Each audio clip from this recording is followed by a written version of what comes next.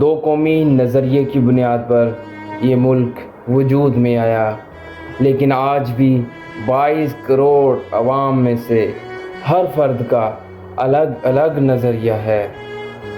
قوم جذبے سے نہیں، قوم مقصد سے بنتی ہے، قوم نظریے سے بنتی ہے، ورنہ یہ ایک ہجوم ہی ہے جو یہ حکمران، یہ سیاستدان اکٹھا کرتے ہیں، کبھی انصاف کے نام پر، کبھی اسلامک ٹچ کے نام پر، اور کبھی وہ برا اور وہ برا۔ سنا ہے یہاں کا ہر سرکاری ملازم کام نہ کرنے کی تنخواہ اور کام کرنے کی رشوت لیتا ہے۔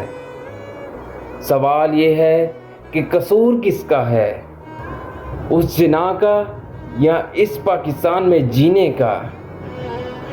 سوال یہ ہے کہ قصور کس کا ہے، اس بانی کا یا اس پاکستانی کا؟ تیرے دامن میں تھا آشیانہ میرا، اب داغِ دامن سے گھبرا رہا ہوں۔